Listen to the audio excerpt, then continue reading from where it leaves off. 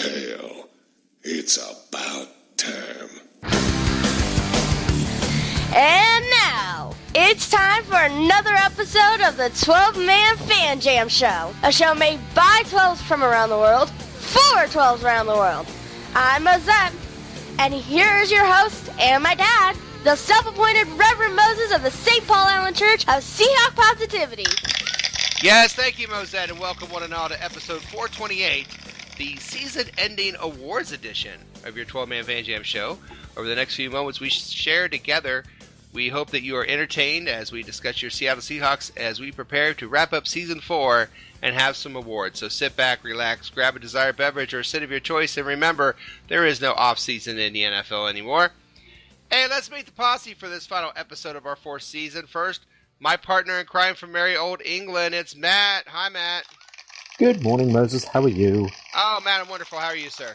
Well, I'm freshly moved into a new pad of operations. I'm forming a new sort of,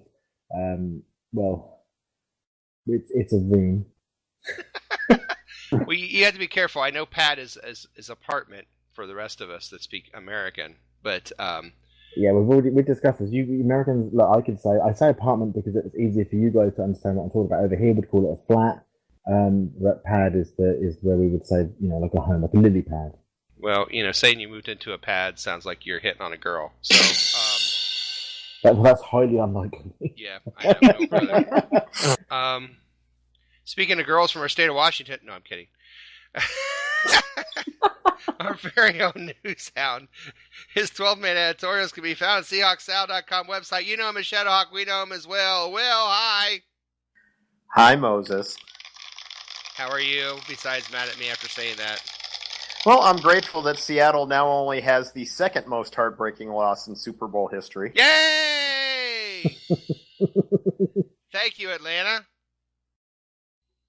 Speaking of someone who's thankful, also for the state of Washington, Dustin is here. Hi, Dustin.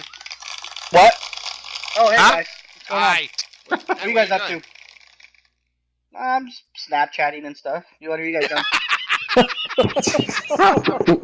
Oh, no. He's swiping left on Tinder. Snapchatting and stuff. Are you leaving some comments on eBay, are you? Don't worry about that. Okay. Oh, we need tokens from Sassman Mark. Oh, but he's from California. In our guest seat this episode, there's someone also from sunny California. He loves his Matlock, and don't we all? His books, Notes from a 12th Man, a truly biased history of the Seattle Seahawks, and Seattle Seahawks Super Season, Notes from a 12 on the best season in Seahawks history, are an absolute must-have for any true Seahawk fan. Please welcome, making his third appearance on our show, Emmy Award-winning Mark Tye Turner. Hi, Mark. Hey, Moses. I'll have to Complete give you a with Matlock. correction. Give you a little correction. It's not sunny Southern California, at least right now. It is a downpour out here in beautiful Los Angeles, California. Oh, my God. It's a downpour. The Ferraris are just washing away. Yeah. It's making me feel like home, though. I'm sure. I'm I sure. know. Absolutely. Oh, It's the my little gosh. things. So before we start, Mark, what have you been up to, sir? Just trying to survive down here and cranking away on a few different shows, working on a interesting new show. Working on a TV show for your phone right now that I'm doing this weekend. Ooh, very For nice. we're doing a Grammy show with a 360 camera. It's very all cutting edge, sort of crazy stuff that I half understand, but that's fine. Moses, can I just interject? How the hell are you doing all this wonderful film stuff if you can't get a Mac to work? It's like as long as he's not using TeamSpeak, you should be golden. Oh, no. I barely know how to use my Mac. I am not exactly the most technologically advanced person on earth there, but as long as I know how to spell, I think I'm all right. That's the way I Mark, look at are you still naked and afraid? Yeah, I'm still naked and afraid as well. There, I start back up that in a few weeks again, and hopefully I'll try to get in another Seahawk reference into the show somehow. Yes, you need real Nice. quick. Tell us that. That's a great story. He does the Naked and Afraid where they have the little anecdotes on them, the little footnotes Pop-ups. and whatnot. Yeah, little Yeah, pop-ups. it's the pop-up edition there. Right. So, and one of my early shows, the woman on the show was from Denver, and they were shooting the show in Cambodia when the Super Bowl against the Broncos was happening. So I figured out one day where she's all miserable, and I go, "This is Super Bowl Sunday." So I said, well, one of the reasons she's really upset is that her Broncos are getting their butts handed to them right now by the Seahawks in the Super Bowl. Nice. And it That's is awesome. on there. I saw that one. I did see that. That was hysterical. Yeah, so I will try to figure out another way to get some more Seahawk stuff in there. Absolutely. I was really hoping to get some Seahawk reference into Sunday's Grammy show, but Ciara is not nominated for a Grammy, so... Nah, see that. I want you to try to find the word kerfluffle in there some way, but no. That's right. Yeah. Kerfluffle, we were Go. talking about it earlier in rehearsal out at taping the show there. We There had you a few kerfluffle. Try to find us some kerfluffle. Well, gentlemen, this is the end of the fourth season. Let's go ahead and get started. This show is run like a real NFL football game. 4 quarters and a halftime. Quarter 1 will be Will with the news. Quarter 2 will be our year in review. What did we learn? What are some surprises, some disappointments, some mind-blowing stats from Mark Tye Turner as well? Halftime will be, of course, our 4th annual 12-Man Fan Jam Show award show. You're going to love that. Quarter 3, accountability. We're going to go back to when we started the season and we adopted a drafted and undrafted rookie and what our mind-blowing season predictions were and how well we did or didn't do in that case. And Quarter 4, we'll start with the mind-blowing off-season predictions between now and the start of the season, and we'll have our thank yous and goodbyes. So you know how this works. Like, share, and subscribe to us at the Seahawk Positivity YouTube channel. Contact us on this thread or comments. Email us, 12manfanjamshow@gmail.com. We have a great Facebook group, 12-Man Fan Jam Show. We do a lot of fun there. Twitter at Seahawk Positivity. All right, let's get to the news.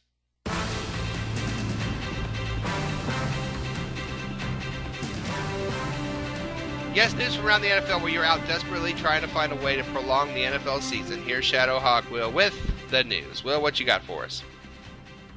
Well, Moses, people tend to forget that the Cleveland Browns had 2 first-round busts in the 2014 draft. Not just Johnny Manziel, but also cornerback Justin Gilbert, who was actually cut from, let go from the Browns after 2 years, ended up in Pittsburgh. Well, the Steelers just released Gilbert this past week, their first move of the offseason. And one of his former teammates weighed in on the young cornerback, none other than Joe Thomas, when he tweeted, quote, "If you don't like football, it doesn't matter how talented you are, your star will burn out quick." Ouch! So Ouch. the 8th overall pick in the 2014 draft doesn't sound like he's going to be getting very many more chances to No. prove Joe Thomas wrong here. No, he doesn't. But it's funny that you don't remember how much of a bust he is because of Johnny Manziel, which is one of our favorite articles here in the news. Oh yeah, he's one of my staples. But yeah, Johnny it's was- only fair to talk about Gilbert once in a while. This whole season for us, Johnny Manziel has just been one highlight after another for us, and we'll find that theme song soon, but that we usually play. But Matt, if you don't like football, maybe you shouldn't make money playing football. What are your thoughts there? Well, I mean, if you don't like football, apparently you can always become the commissioner of the NFL. Oh, That's right. You can't change it if you Ouch. don't be a part of it. ouch, man. Too catty. Is that too bitchy? A little bit, but Yeah. it's our last show. Whoopsie Get it all out bitsy now. bitches. Get it all out now. It's early there, dude. It's understandable to be grumpy this early in the morning for you. Mark, you a big fan of Johnny Manziel? Oh, huge fan. Huge fan when he's paying for the boost. Well, we have a great theme song for Good him. point. Jimmy Buffett is our theme song for Johnny Manziel. If you forgot, this year, Johnny Manziel's theme song is...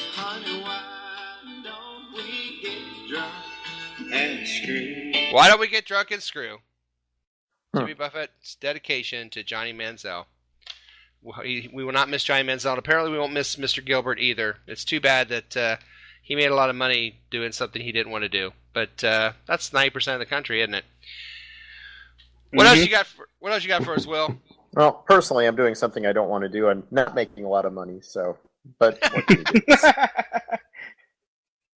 Anyway, this next story, I'd like to dedicate it to Statsman Mark.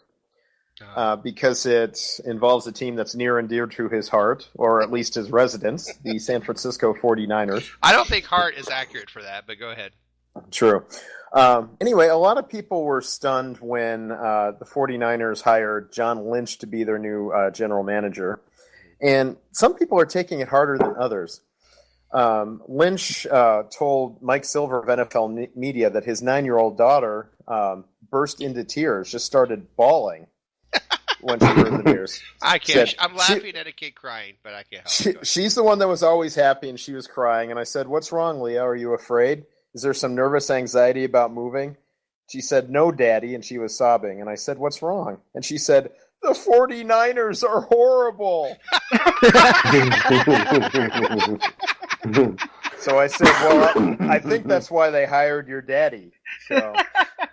Nobody is topping that punchline tonight. That is amazing. Isn't it like the joke where the kid, my dad beats me, my mom beats me, I want to go with the 49ers because they don't beat anybody?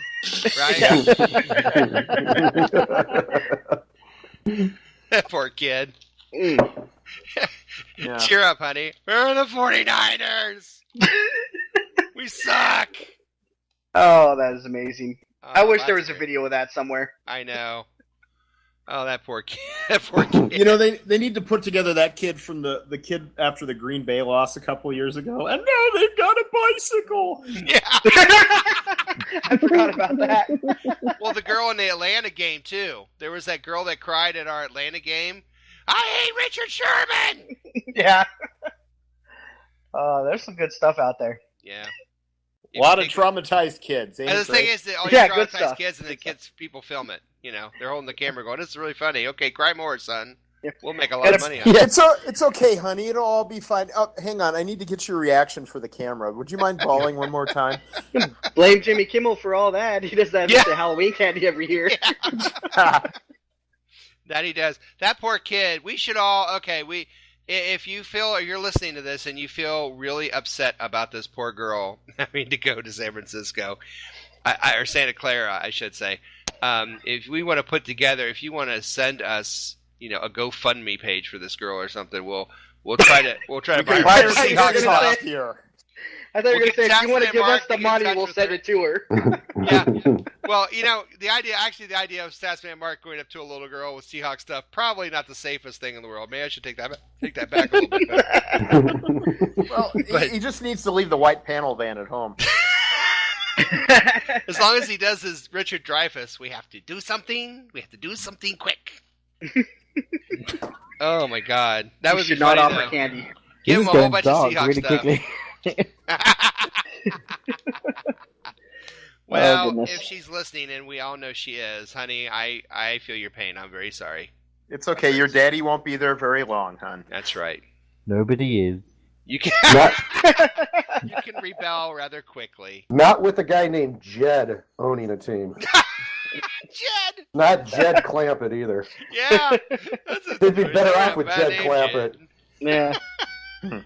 Oil, that is. Texas tea. Oh my God. See now you should need to segue into a story about Jim Bob Cooter. Oh, Jim Bob Yeah. Cooter, our favorite. Oh, Jim Bob Cooter. He's the best safe word. We love.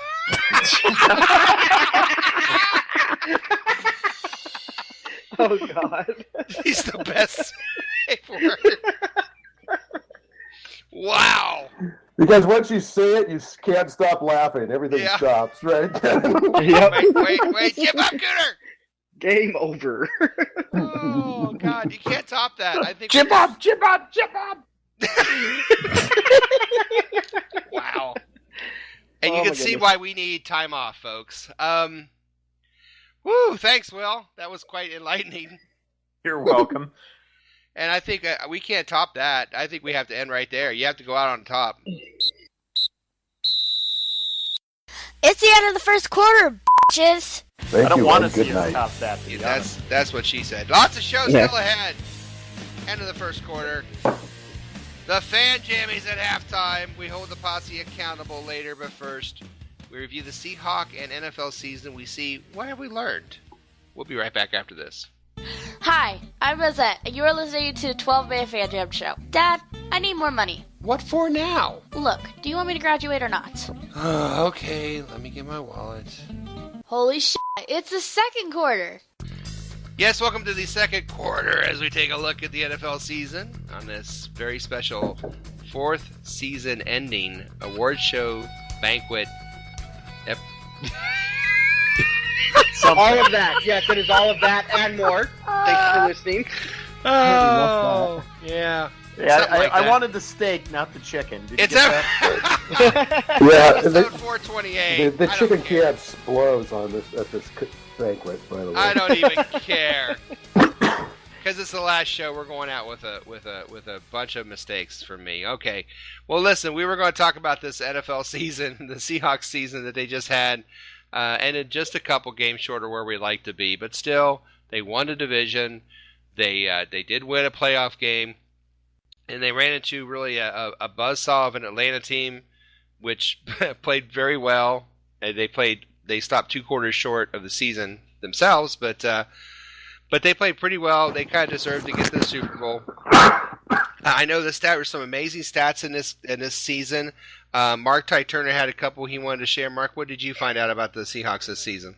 well, it's interesting because you can kind of look at the Seahawk history in two parts. You can do before Russell Wilson and Russell Wilson's era, because the Russell Wilson era, starting in 2012, has been nothing short of historic and epic for our Seahawks. For the 5th straight year, we won 10 or more regular season games and went to the playoffs. Only 4 times in our history before that had we done that. This was the 5th straight time that we had won 10 games or more and won a playoff game. We had only done that 3 times before in our history. Russell Wilson, during our era, has won a playoff game every year, at least one.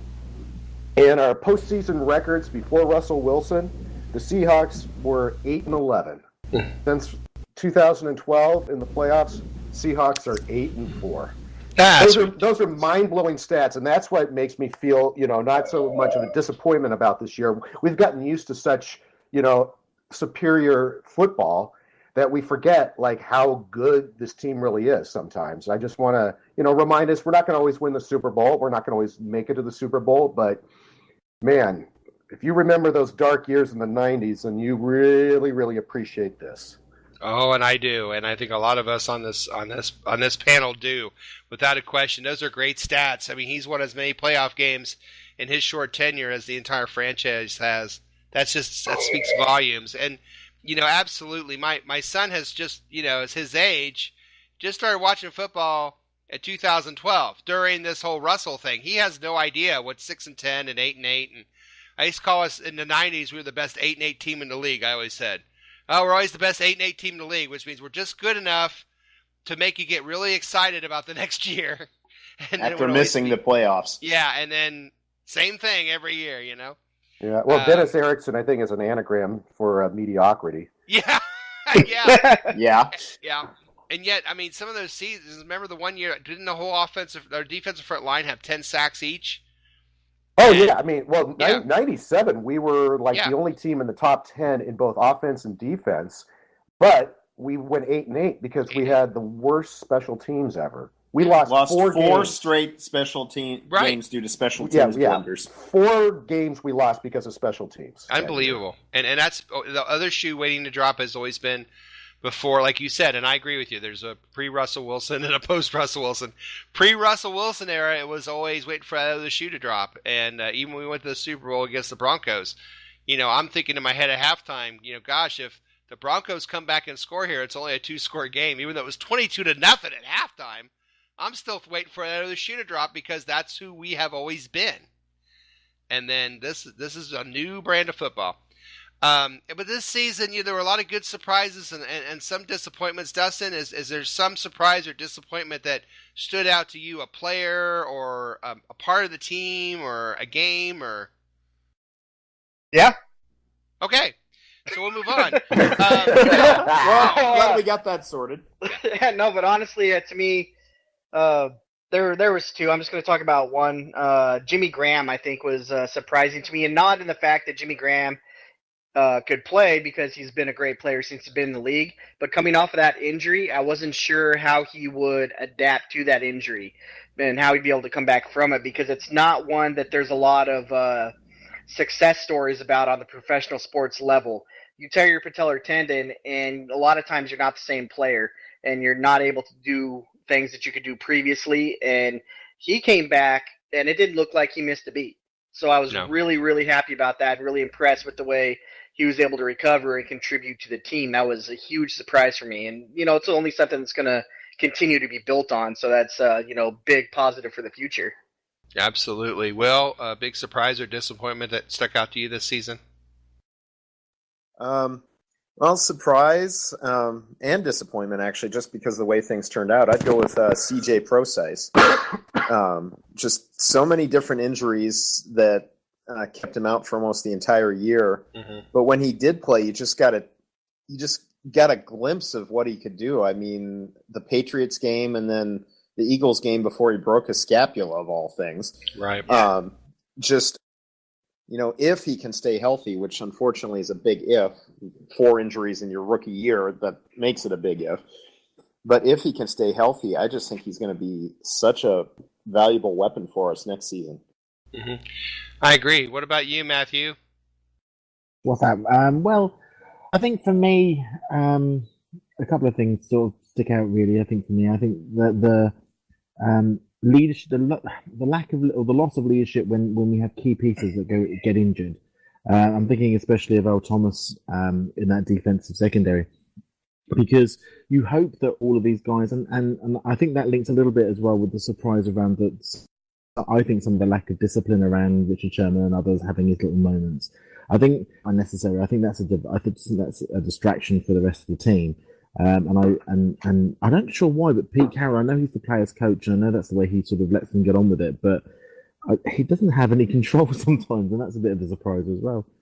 So that sort of leadership issue was a surprise and a disappointment to me. But I think areas where I was surprised in a really good way was that I think that Rawls and others really did step up with the running game. I know that we had our moments, and I think our offensive line also had its moments of doing better than we thought it was going to do. It is disappointing, and Mark's right. We're never going to make the Super Bowl every year, and we're not going to win it every year. But we are always in the conversation. Yes, in the serious conversation, not just the when people say Seahawks Super Bowl, no one laughs anymore, which is interesting. Mark, what about you? Was there a player or a part of the team that surprised you or disappointed you necessarily this season? Well, one thing that was a disappointment, but definitely was not a surprise, was the offensive line. Yeah. I mean, that we just knew going into this season that they were even greener than last year. Yeah. And as such, we knew that they were going to be a disaster for the first half of the season. It was kind of a mirror of last year, except for they never really were, last year they got a little bit better in the second half of the season, and we put up, record-breaking amount of points. But this year, I think it just kind of in a nutshell was the fact is that Fetty went out in the game against the Falcons, and his replacement comes in, who I still have a hard time pronouncing his name. He steps on Russell's foot and causes that safety, which changed the entire outlook after the fact that Hester has this great punt return that is called back on a penalty that had no significance to the play. Right. It was. I mean, that game was totally different. If we go down and score right there, suddenly. And then of course, so that to me, that was kind of in a nutshell, our whole team. And then of course, like the injuries were a big disappointment, to Earl and to CJ and Tyler Lockett, who I was very close. I was at that game and I was very close to where he broke his leg. And it was just so heartbreaking because I just saw like all the players going down. Because I didn't think he really got hurt that bad because of the way it was. But you couldn't, when you're at the game, you have no idea. No. But when I saw Baldwin down there leaning next to him, and then I saw Baldwin slam his hand to the turf, I go, this is not good. Right. And it was just so. And then Russell was having all those injuries early on in the season as well. So that was all a disappointment, and that had a very significant reason why we didn't go back to the Super Bowl. So. Absolutely. Well, I think My stomach dropped when that happened to Tyler Lockett because seeing it on TV. on TV it was awful. I missed it on at first, but then they showed it over and over and then they over. stopped showing it because they realized what they were doing. I'm glad I never saw the TV replay of that. Yeah. They didn't show that. They didn't show that at the stadium. They did not show the angles of him breaking his leg. I thought it was a concussion at first because he hit his head on the way down. Yeah, that's what I thought. I was watching with my brother-in-law and my father-in-law, and we're sitting there. And after I saw it the second time on the replay, I was like, "Oh crap, he broke his leg." Mm-hmm. And they're like, "What? Are you serious?" I'm like, "Yeah, look at this." And I saw it, and I was like, "Man, that is almost." I was like, depending on where that's at on his leg, that's potentially career-ending because of that type of injury. It's devastating to your lower leg. Thankfully, it was above the ankle, so that helped a little bit. But man, that was scary. My stomach just dropped. I agree. Yeah. Well, and speaking of injuries, I don't know if it's a surprise, but something we found out this season, something I think we learned this season was about our quarterback. We knew he was mentally tough. We knew he was mentally tough as nails, but what we found out this year, whether it was a surprise or not, is that he's physically tough as nails. That he could take that knee and that ankle injury and not miss hardly a snap and continue to fight through that all year. That was really something to see. And to know that guy, as mentally tough as he is just as physically tough, tells me that, it just adds to his legend, in my opinion. Just an amazing, amazing story there. I think the being mentally tough adds to the physically tough there because that's what allowed him to do the things he could do. Mm-hmm. Because that dude, he didn't stop when he left the facility with his rehab. No. He had people waking him up in the middle of the night to help do the rehab on an hourly regiment or whatever it was, couple-hour regiment, so that his body would heal at an optimal level. So that was crazy to me because you never hear about athletes doing that. So that's why he got through a high ankle sprain and was able to come back and play the next week when you're not supposed to do that, not supposed to be physically possible. Right.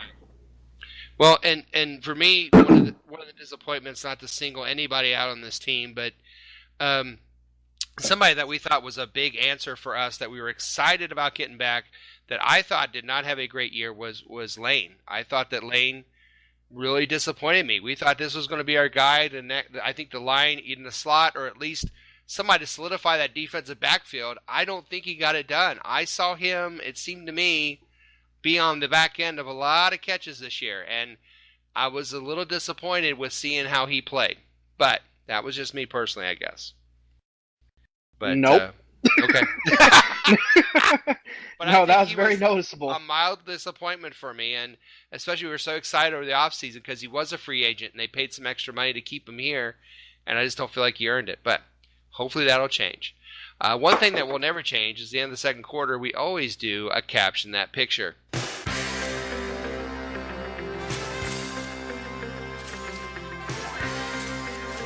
All right, Caption That Picture comes from the Super Bowl.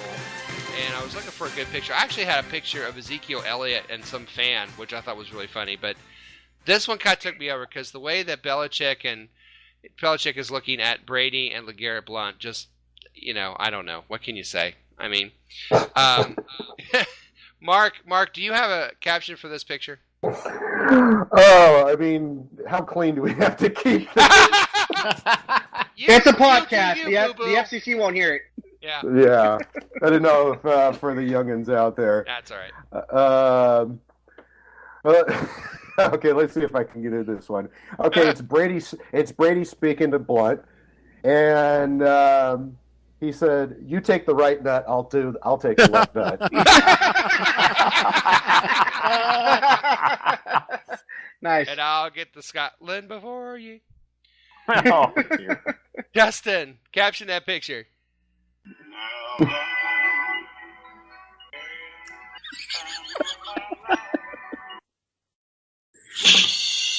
Beautiful. And Priestley picks up Blunt, like Blunt runs towards him, and he picks him up in the air. It's beautiful. Oh, Dirty Dancing references. Wow. Oh, man. Well, caption that picture. Take my breath away. And Top Gun references. Oh my God. Now we're at a Berlin reference. Yeah, that Berlin reference. Beautiful. Oh. They had a song. God, what was that song before that? They had a song called. Oh, I don't know. They had a couple hits, but. Berlin. Yeah. Yeah, they had a song called Metro. That might be Metro. That's it. That's not a song called Berlin, I think, but they had a song called Metro. That's what I was thinking of. Yeah, and that was back when Terry Nunn was Yeah. He was Very much great beauty. Matt from Merry Old England. What you got? Yes. This is probably Bill speaking. He'll just say, just do it like Jerry showed you, boys. Oh. All right. I got a couple, and then we'll go to halftime. Belichick then said, I pronounce you legally wed. You may now kiss your running back, and the first gay wedding of the Super Bowl was complete. Or, it's Brady. Yes, LeGarrette, it's time you knew. Belichick is our father, and I am your brother. No! Nice. Oh, okay. What else is nice? Halftime's nice. Holy it's halftime! All right, let's get ready for the 4th annual 12-Man Fan Jam Show Season Awards. We'll have to take a quick costume change. The Fan Jammies, though, they're coming up right after this. You're listening to the 12-Man Fan Jam Show on the Seahawk Positivity YouTube channel. Straight up now, shoot me.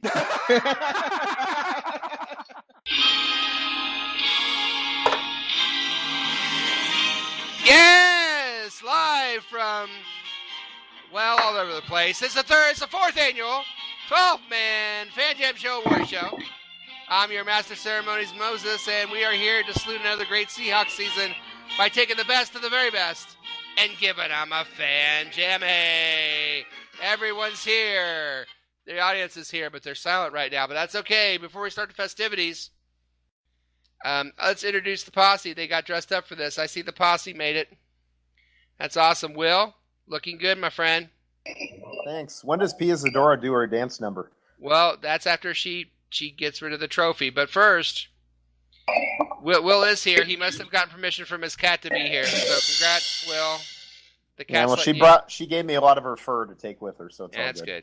Good for you. And that's the only pussy Will's seen in the last 2 years. All right. Yikes. Ouch. Justin is here. Ouch. Dustin. Dustin, so short he hits his head on the ground when he sneezes. It's sad. But it's good But to not see you untrue. here. Yeah, it's good to see you, sir. Your drink is here, I know. I've been waiting for your drink to get done. It'll be a while. All right. And then there's Matt, of course. Matt from Merry Old England. He has a new place to live. For the first time in his life, the curtain matches the drapes, and I think you all know what that is. And our guest, You almost got me to spit up out my nose, dude. Mark It's a Tye full pot, Turner Dustin. is here. Emmy award-winning Mark Tye Turner at an award show. Naked and Afraid, apparently not just a show, but a way of life for him. Dude, come on. Really. Well, you gotta. Naked and Afraid. Naked. You gotta be naked. Yeah, and of Naked course, and Afraid. There's a lot to be afraid of right now. Yes. As we go to war with Australia. Naked and Afraid for Mark is now a Friday night. But that's... Just call him Richard Hatch. All right. But before we do the awards, I want to tell you how these awards were tabulated, how we got these awards. Before we start the festivities, here we go. This is how it happened. People around the world voted for their favorites in each of the following categories that you're aware of, but we won't go through right now. But those votes were then tabulated. The list of winners was placed into a sealed envelope.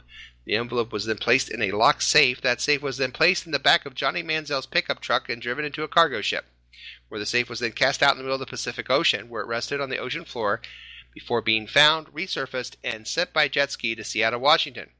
It was then placed on top of the Space Needle until it was picked up and sent across the country by a drone to Seahawk Positivity Productions, where it was then placed by me in a room without windows to sit protected by a 400-pound redneck wearing a greasy t-shirt and a Make America Great Again baseball cap named Cletus.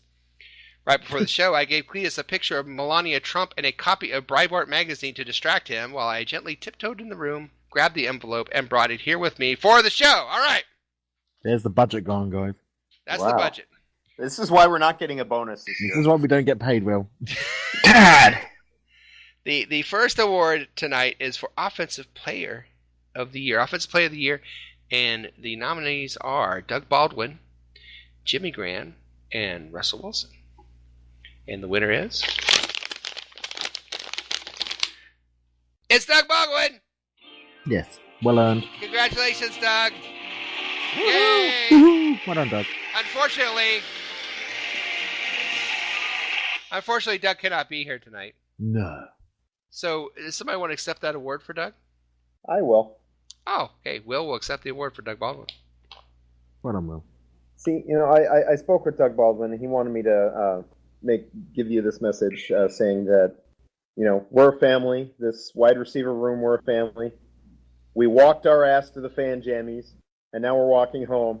Hear that, Chris Carter? Google that. Well said. There's your award. Congratulations. Doug Baldwin is accepted by Will Harrison. All right. Our Defensive Player of the Year award is next. If I can speak, the nominees are Michael Bennett, Cam Chancellor, and Bobby Wagner. And the winner of the Fan Jammy for Best Defensive Player of the Year is... It's Bobby Wagner! Yay! Oh, congratulations, Bobby Wagner. We love you, buddy. Unfortunately, Bobby Wagner cannot be here. Does somebody want to accept the award for Bobby Wagner? Oh, yeah, he tweeted me, said that he gave me a whole thing about what he wanted to say. So. All right, Dustin, accept the award for Bobby Wagner. He says, first of all, I want to thank Raphael, the realest Ninja Turtle. Couldn't have done it without him to inspire me. I would also like to thank Marshawn Lynch for retiring. I'm enjoying the sponsorships. And I'd like to end with this. Exactly. I'd like to end with this. Stop freaking, call Beacon. All right. There it is, everybody. Dustin accepting for Defensive Player of the Year, Bobby Wagner. All right. Our next award is for Score of the Year. Your nominees are the Tyler Lockett 75-yard run against the Panthers, Baldwin passing to Wilson for the Eagles, or Jimmy Graham's one-handed catch against the Bills. And the winner was, for Score of the Year, Tom Brady for Giselle. No, Jimmy Graham! Jimmy Graham's first one-handed catch against the Bills. Congratulations, Jimmy Graham. Yay! Yay! Unfortunately, Jimmy Graham cannot be here. Are you sensing a theme here? Yeah. Matt, can you accept for Jimmy Graham? I can accept for Jimmy Graham. As you know, I have a lot of interest in tight ends. Unfortunately, Jimmy hasn't texted me. Hasn't texted me at all because of the legal injunction against me contacting any Seahawks tight ends at all. So all I can say really is that it should have been Cooper Halford. Let it go, man. Let it go. Oh, Cooper, we still love you. Well, Matt does. Keep that injunction right where it's at. All right. And of course, Game of the Year. The nominees are the Bills game where the Seahawks won 31-25. The Patriots game where the Seahawks won 31-24. And the Panthers game where the Seahawks won 40-7. And the winner for Game of the Year is... It's the Seahawks and Patriots! Seahawks and Patriots. Wait! I think we do have someone here to accept that award. Please welcome Bill Belichick to accept the award. I just want to say that it's a great award. It's a very pretty award.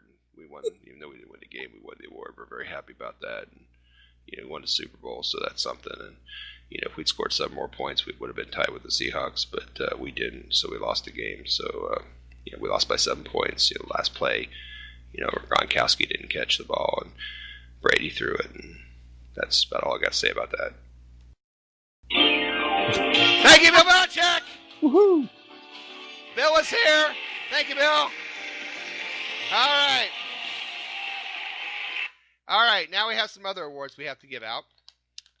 There is an award for halftime trivia. We have halftime trivia during the year. And I keep a running tally, if you would, of each season. people who win this award for the most trivia games won becomes the halftime trivia champion for the fourth season. And it was a very close race this year. Mike Pascal won 1. Sassman Mark won 1. Matt was in third place with 7. Mm-hmm. And in first place with 10 is our very own Dustin! Dustin, you won! I won? You are the halftime trivia champion for the fourth season. Wow, in a row? How about that? In a row. In a row. Dustin, speech. You'd like to thank the Academy? Yeah. I'd like to thank pretty much my answers that I gave. Because without them, I wouldn't be here. I'd like to thank Google. Google, right? I love Google. I love the Googles. Pro I'd Seattle. like to thank Matt for always going first and the last question. Yeah, actually, yeah, I did devise a whole new strategy based around Matt. Matt gets a lot of credit for this, and I'd like to thank Moses for changing the rules on that one where I was down 3 points going into the final question. Yeah, thank you, Moses. Thank you. Yeah, there's a lot of great things that happened this year. I'm just really excited to be a part of it. All right, they're playing you off, man. They're playing you off. Wrap it up. Wrap it up, what button? All right, we also had a posse prediction challenge between two teams, the Team 12 and Team Posse. And, of course, the winner by a long shot was Team 12. But congratulations, and here to accept your award, one of your members, our very own Mark Tye Turner. Mark? Thank you. I would like to thank a higher power for this award, myself. Nice. I'm a very modest person, as you know, so I figured I'll give all credit and glory to where it should belong, to me. So. That seems fair. Beautiful. All right. There it is. God bless Mark Tye Turner, a people's champion. Now, also, the high score overall in our championship out of 10 people that played was Jose Rodriguez. And Jose cannot be with us this evening, but he did record a speech, and I will play that for you now. First off, I would like to thank my incredible teammates, Little Mo, Mike Pascal, Tom Lucas, the other gentleman whose name I can't remember because he always picks the Seahawks to lose. I'm sorry I never spoken to you on chat or on the game day thread. Oh, Mark Tye Turner. Now I remember your name. I'm sorry I forgot it for a moment. The team 12, I would like to thank you for being mediocre. Pickers and but all around great people in allowing me to be part of this. So thank you all for having me. God bless and go Hawks. Okay, that's his pre-recorded speech. Gentlemen, I will tell you what Jose said his pre-recorded speech since you did not hear it while we're taping this. He wanted to thank everybody on his team except for the one guy whose name he couldn't remember because he always picked him to lose. And then he goes, wait, no, that's Mark Tye Turner. So he wanted to thank Mark too, but he was just kind of teasing. And then he said he wanted to thank us for being mediocre. So thank you, Jose. That's fair. Yeah. We're glad we could be mediocre for you. You guys get the Erickson Award. Yeah. The Dennis Erickson Award. The Dennis Erickson Participation Trophy. Well, I think we should call the Trivia Champion Award the Mora Award, the Jim Mora Award, not Junior, but the Jim Mora from like the Colts, because he signifies winning a lot of things that mean nothing. You know, Mm-hmm. So that's, I think that should be that. But anyway. But, and Moses, before he was with the Colts years ago, who did he coach for? The Saints. The Seattle Saints. Seahawks. Oh, and the Saints. That's right. That's Oh, right. And the the Seattle Saints. Washington Huskies, too, by the way. And Yep. that's true. Very true. Our outtake of the year, I will play for you now as well. This is also pre-recorded. I went through hours and hours of outtakes. Okay, maybe not, but I went through a lot of them. And there were some good ones, and we're going to start releasing those like we usually do. There will be the best of outtakes coming out. I've got about 20 minutes of outtakes. I'll divide in probably 4 or 5 little short shows between now and the next time we have a show. I'll get at least 1 or 2 of those out. But outtake of the year comes from episode 422, where it was Will and Dustin and I, and Dustin always in halftime trivia said his catchphrase. Dustin, what is it? Of the world. And for some reason, I didn't pause for him to say that. And then, well, you can just hear the whole thing here. Yes, thank you, and welcome to another edition of 12-Man Fan Jam Show Halftime Trivia. The trivia... Yeah. Try again. Take 2. Damn it. Good Sorry, times. man. Don't. Let's just move on. Just move on. No, we're going to do it. The moment's passed. Forget it. Dustin can only do that once a show. Yeah. Here's what I'm doing to that. Yeah, we're blowing that baby up. All right, here we go. God. All right, here we go. Yes, thank you, and welcome to another edition of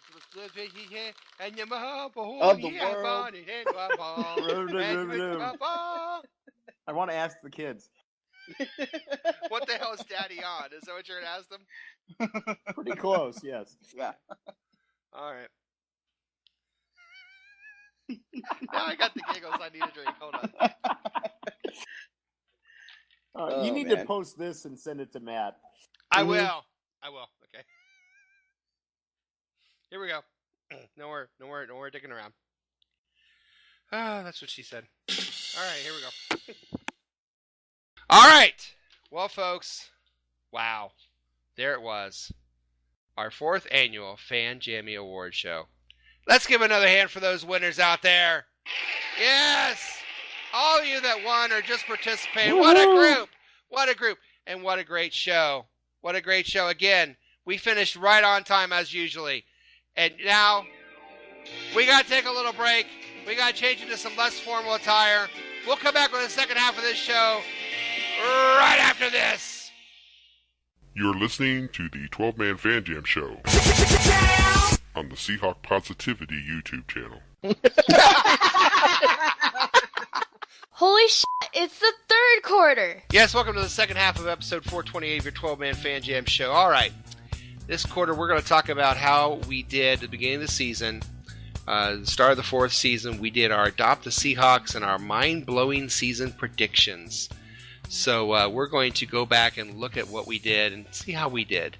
Spoiler alert, not well. Yeah, spoiler alert, not well. We're not going to take a lot of time with we adopted an undrafted free agent, and we adapted a drafted player. And our undrafted free agents were just awful. Dustin, Lane Maivia, I don't even know who that is. Will, Brandon Bryant, I got nothing. So did we. Matt, Christian French, Sake Blue. Exactly, but I only picked him because of the last name. I know. And No, I I have a picked feeling a that's guy what I named did David too, 'cause- Perkins, and he's now working at an IHOP somewhere probably. All right. I don't remember the dude I picked, but Maivia makes me think it had something to do with The Rock. It was, yes, it was. Your reasoning. Your reasoning was because you were hoping he was related to The Rock. That's exactly right. However, we did do very well in our draft picks. Of course, that is not so much on us as it is on the fact the Seahawks know how to draft players. Will had Quentin Jefferson, and he got hurt, didn't he? Yeah, unfortunately, but he showed was some doing promise well. before he got hurt. Yeah. So he fit in with the rest of the team. That's cool. Yeah, pretty much. And then Matt picked Nick Vanette and quickly changed his name to Nick Vanay. Obviously. But that never caught on. And neither did Nick. Unfortunately. No, 'cause I needed Ouch. No, he's doing well. He's one of my favorite. Honestly, he is. He's one of my favorite quiet players. I'm hoping that he does well. I really like Nick Vanay.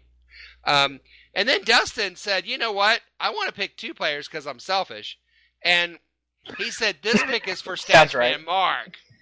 And he gave Statsman Mark Tanner McElvoy, which is a good pick because Tanner, yeah, I like that pick. That's a good player.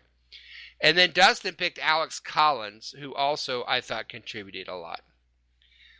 He contributed anyways. But I picked CJ Prosize, and I think between all those picks, I probably got the best one of all of them. So that's just me. Yeah, I mean, you got the guy that played in 2 games, so that's good. Yeah. Well, I took. You guys didn't know it, but I took Reed. So. Oh, of course. Nice. So Yeah. I win. Nice. Well, now comes our mind-blowing predictions, and this is interesting because we always go out on a limb and do something crazy with our mind-blowing predictions. So, we will start with Matt. Matt, God. you What did I say? You said that the penalties would be slashed in half this season.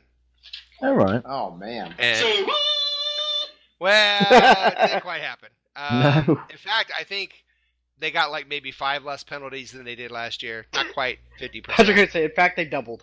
I think they might got more. They doubled. At really important moments of every game. Yeah. Just Most of them were on Jermaine Curse. Will, you said Michael Bennett would break the NFL sack record of 22.5, and he just came just a shy 10 or 12 sacks behind that. So, meanwhile, Dustin said Baldwin 18 touchdowns, and he had 8, so you were just a little off. That was only one off. I was literally one off. Does anyone else think that our players are just simply not putting out this is not good enough production from our players here? I'm just saying. Yeah. Well, Let us down, boys. but I said this. I said that, don't worry about the tiebreakers and all that stupid stuff. But record-wise, the Seahawks would be in first place or in a tie for first place from start to finish. And I believe that happened, did it not? I don't know. You did the research. I believe it did. I believe that It did. they were tied record-wise. Now, the tiebreaker, all that garbage. No. I said, now I also went on to say they'd be the number 1 seed in the NFC. So that didn't happen. I'd have been more impressed if you said that they would have had a tie this year. Yeah, that would have been impressive. So that'd be Yeah. much 6 more tie. impressive than one of 4 positions. No. And by the way, let's not do that tie thing again next year. That was just Yeah, let's not annoying. do that. I wasn't a fan. No, I didn't enjoy that. But something we do enjoy is playing There Can Be Only One. There can be only one. Oh my. Yes!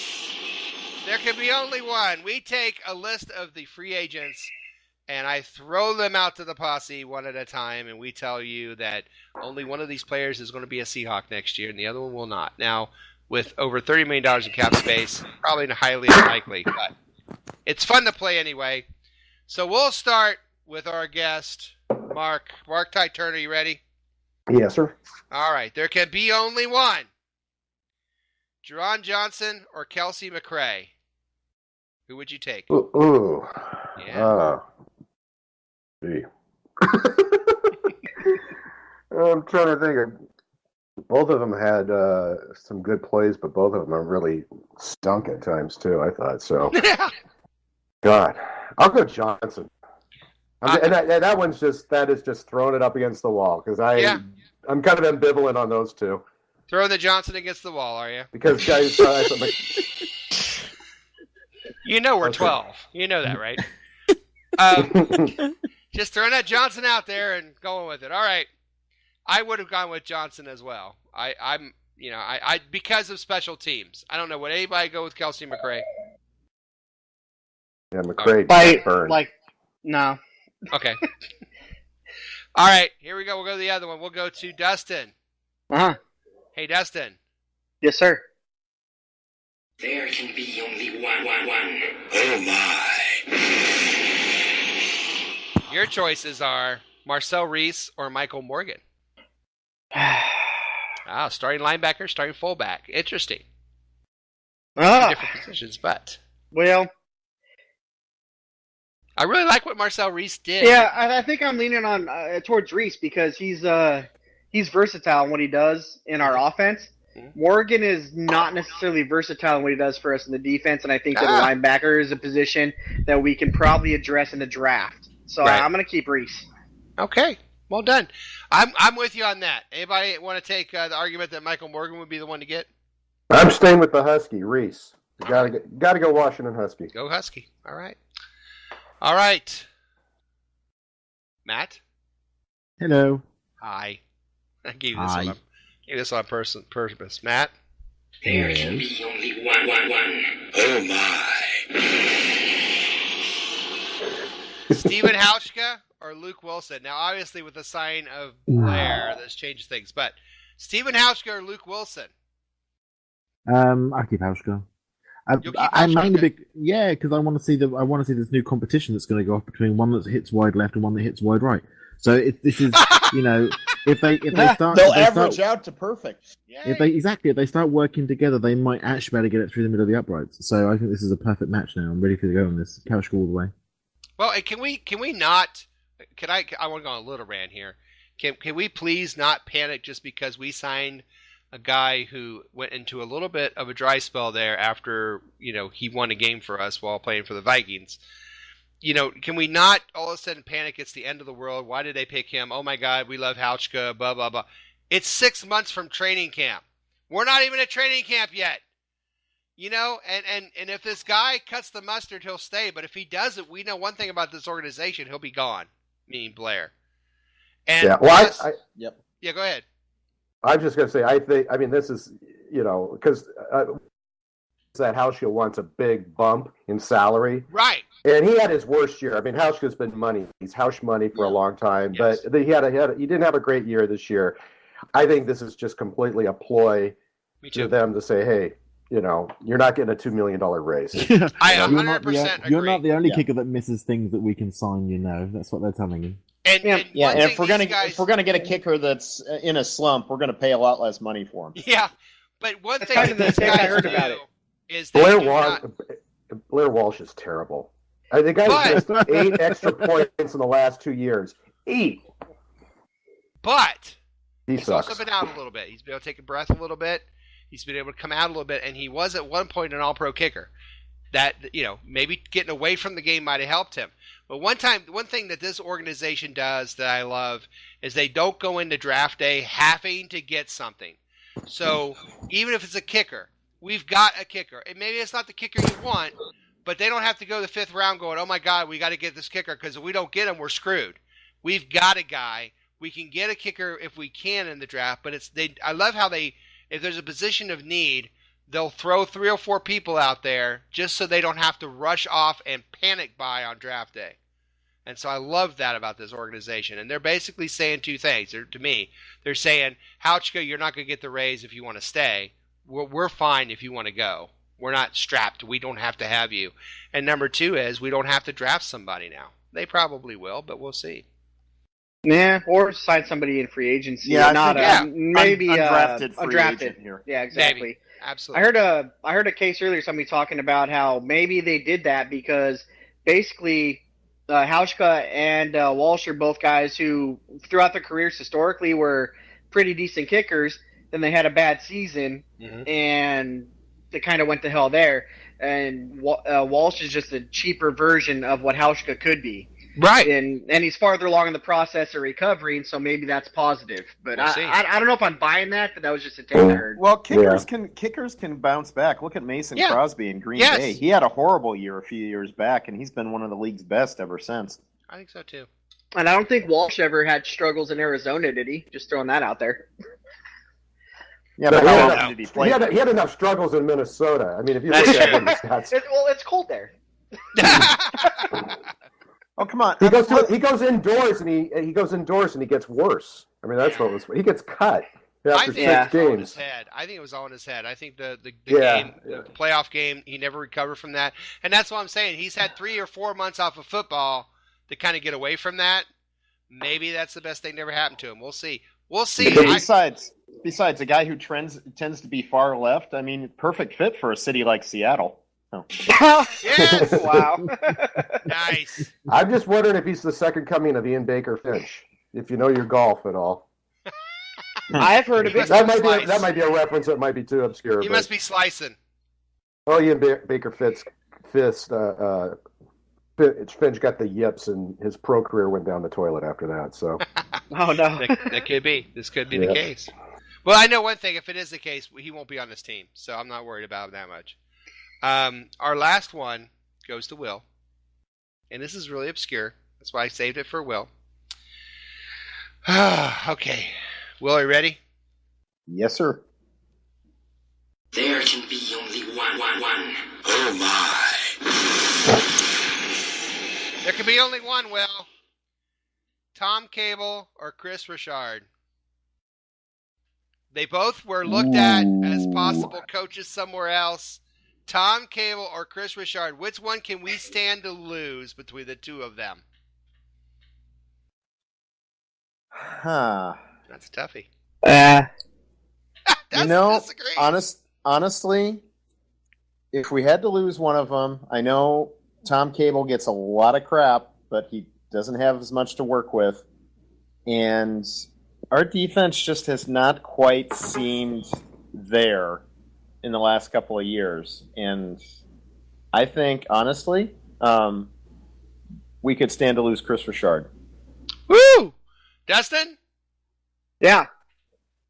I was going to go the other way. I was going to go with Cable, actually. Yeah. And because of the offensive line performance, I don't care who's out there. Other teams have terrible offensive lines too, but ours just has not performed at a high level or, much of a level at all. So I wouldn't mind getting rid of Cable and seeing what a new guy could do. Fresh eyes on this project that we have.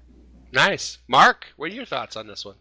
I would keep Cable. I mean, despite the fact that we can't get Gus Bradley back, because now he's in San Diego. Not San Diego. Los Angeles. Which, Yeah. by the way, there is absolutely no enthusiasm for the Chargers here. It was such a yawn. It really was. It was such a yawn story. Going to play a Nobody 30,000 seat stadium. They won't be able to sell that place. Yeah, out. Was there any for the Rams? Well, the Rams, last year, there was a lot of excitement. I mean, by midway through the season, that excitement all died out, and by their last couple of games, they were getting 30,000 people at the Coliseum. That's why the Chargers are playing at a soccer stadium, or as Matt calls it, football. Back in I don't. I call it no. I don't. I call it soccer, which annoys every single British person over here. Well done. The Sounders will definitely outsell them attendance-wise. I guarantee you that per game. Hey, Matt, what are your thoughts on this? Cable or Richard? I would have gone with Cable. Keeping him or getting rid of? Oh, keeping him. Okay. Keeping him. It's difficult though, because I think there's a fine line between how much a coach is responsible for the performance of the players and how much the players are responsible for their own performance. Mm-hmm. And I think sometimes we put too much, we give too much credit to coaches, and sometimes we put too much criticism on coaches. Yeah. A lot of this, for me, comes down to players more than coaches. Coaches aren't, they motivate, they instruct, and they teach, but you have to have the players that are prepared to sit down and listen. Yeah. Yeah, true, but you have to have a coach that knows how to get to those players that don't want to, and you have to be able to inspire those players to be better than their physical talents should allow them to be. Just send them to Cleveland. Yeah, let's do that. Right. Fair enough. All right. Well, we've just gone through all of those, so let's go ahead and end the third quarter. It's the end of the third quarter, bitches. All right. Coming up next, we end the entire fourth season of the 12-Man Fan Jam Show. You're listening and watching the 12-Man Fan Jam Show, your free golden ticket to Seahawk Heaven. We'll be right back after this.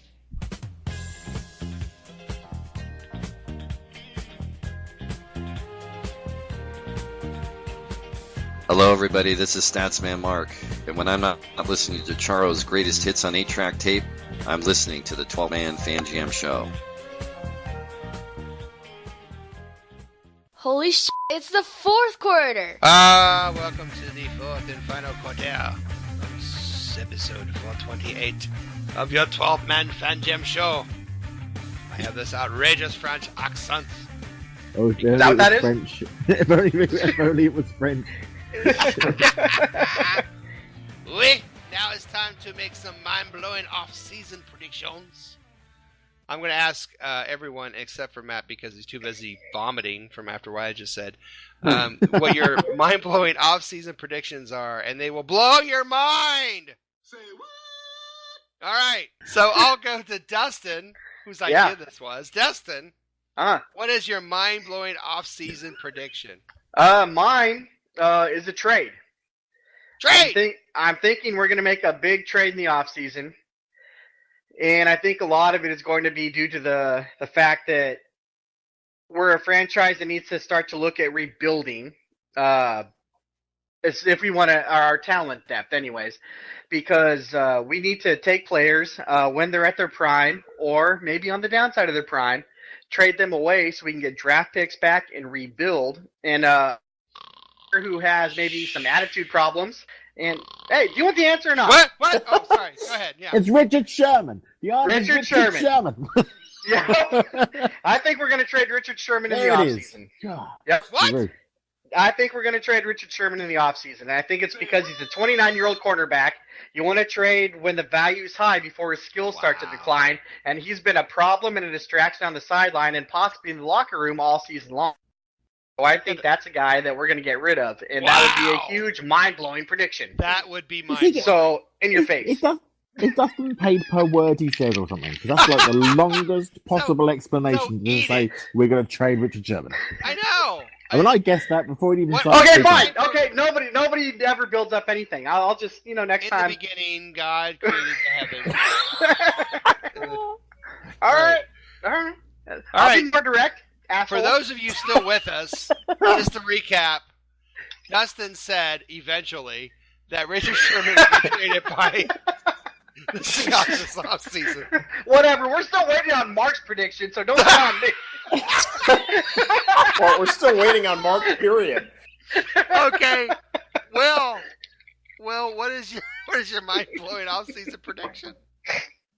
Well, Moses, this draft is light on offensive linemen, unfortunately, but it is loaded on defense. So I think we're going to be drafting heavily on defense this year because we have veteran leadership on defense. We just need an infusion of fresh talent. On the offensive line, however, we need the opposite. We've had some fresh young talent of late. We need some veteran leadership. So my bold prediction is we will sign a Cincinnati Bengal in free agency this year. It will either be left tackle Andrew Whitworth or right guard Kevin Zeitler, in which case we will kick Jermaine Ifedi out to right tackle. Wow. Say what? That was very specific. It has to be a Bengal. Yeah, and you notice he didn't go into history of the Bengals. He just told us what was going on. All right, so... You know what? We'll talk about this in our negotiations in the offseason. Mark, what is your offseason mind-blowing prediction? Okay, I'm also going to go with a trade, a different one, but as we have historically had some kind of mind-blowing trades recently, the most being Unger for Jimmy Graham, we're going to trade Michael Bennett to the Browns for Joe Thomas. Say what? Oh, God. Wow! You hate Michael Bennett that much? No, I love Michael Bennett. I just think we need to get real offensive linemen. Wow. I think Bill Wixie talked him into this. That's what I think. This is what happened. I mean that doesn't endear himself very well what he said to Wixie, that's for sure. Yeah. No, he didn't. This is what happens when a country legalizes substances like marijuana. You people are all on something. Says the guy that lives in Brexit world. which does not allow legal substances. I'm sorry, that just sounds like Wayne's World to me. Just Brexit world, party time, you don't allow illegal substances, but your food is total crap. You know that, right? Your food is illegal. Whatever, Matt likes spotted dick. Americans not turn around and tell us food is crap. Okay, you are the size of small planets. Each person in America is almost in orbit around the rest of the world. Oh, I'm sorry. When you were here, I'm sorry. Wait a minute. Excuse me. Yeah. I am. I seem to remember a certain Englishman who like almost passed out at a certain place that we had who had a milkshake that was like the best milkshake he ever had in his life. It was the best milkshake I've ever had in my life. And where was that? Was it America? It was in America, but the reason it was the best milkshake ever was because it was full of fat and sugars. Yeah, the good stuff. We can't have that in the UK. We have to have like healthy food and like salad and shit. Healthy food like peas Vegans, and everything. Gluten-free stuff. That's what we Like have to have. eel pie. You got eel pie. No, because the EU has told us we've got to have this particular size portions. It's got to be square with straight cucumbers. These are rules, and we have to follow them until we leave because of Brexit. And then we too can eat shit food like you lot and become massive. Okay, you can't talk about our shit food when you have kidney pie, all right? Thank you. Steak kidney pie is one of the best things on the planet. I'm not going to have a word said against steak kidney pie. Can we get back to the fact, please? That sounds like an illegal black market, like... Can we get back to the point here, really, which is the fact that we're trading Bennett to the Browns? Wait, that's right. I want to put that back in the room because it's about as crazy as saying steak and kidney pie is not the best pie on the planet. So, back over to Bennett at the Browns. Have you never had an apple cinnamon pie, sir? I have from McDonald's. Oh, no, you haven't then. Okay? No, you have not. Oh, you know Lord. what? All right. Oh. Hey. Moses, take us away. You're the type what of have person you got? Trump's not letting in this country, sir. My mind-blowing off-season prediction. Get a hold of yourselves, man. Is really tame and is so not worth this, but I should have done mine first because mine is like way worse than everybody else's, but I'll go ahead and say it. It's really boring. See, back in 1974, I was living in a... Oh, sorry. My mind-blowing off-season prediction is that Blair Walsh will start the season on the Seahawks active roster. That's right, I said it, and I'll stay with finish it. He's on the healed. active roster. He's healed, buddy. He's But healed. we're going to have 2 kickers on the roster, like back in, what was it, 09 or whatever it was? Era, yes. Oh, my God. And like the Moore era, this must come to an end. So, before we finish this show and this season, I'd just like to quick thank everyone who listens, be it for a minute or 2 minutes. Both of them. Both of you listening. I always say this show is made up of fans just like you, and that's who we are. And there isn't a better group of people I'd rather hang around talking Seahawk football with than the guys that come on this show. So, Posse, you know how I feel. I'm very thankful every week that you're here. Mark Tye Turner, thank you for being here this week. And when you always come on, this is a silly little goofy thing that we do for an hour, but I have a lot of fun with it. And I appreciate you guys taking your time out of your busy Friday evenings to record it with me. And I appreciate people who take the time to at least look at it and go, wow, this is really juvenile. So, also, we agree, by the way. On all of that, yeah. And all the wonderful friends and family that joined us as guests. A wonderful group, and I care very deeply for you all. Your contributions are greatly appreciated. It's been a crazy season for the Seahawks, and it's been a crazy season here. Like the Seahawks, we've had our fair shares of really great ups and really depressing, devastating downs this season. Like the Seahawks, we'll take a small hiatus, and we will be back for a 5th season very soon. But for now, it does look like it's time to bring a wonderful and amazing 12-man Fan Jam show and season to a close. We're so glad you decided to waste some time with us. It was, as usual, a season that raised the bar here at Seahawk Positivity. And we certainly hope you laughed a little, maybe learned a little something along the way this season. And what did we learn this season? Well, we learned that Matt needs sturdier chairs. We learned that Dustin taught us a new way to cure hiccups. I forgot about that. Yeah. We learned how to CSI the news. We learned that golden tickets to heaven are cheap if you buy them from behind a Florida Burger King. Matt learned what the hell all those F's are in Fahrenheit. And Dustin learned the Price is Right Matt. And above all, we all learned to dance! So on behalf of my partner in crime, Matt from merry old England, our new sound Shadowhawk Will, Mark Tye Turner, Dustin as the Beaver, Statsman Mark, Jose Rodriguez, Little Mo, Mozet, Tom Lucas, Neil Hart, Sheila McRae, Art Carney. Good night, everybody, and go Hawks! Go Hawks! Oh, go Hawks! Your food does suck. I'm just telling you. Matt. Yeah. Your life sucks.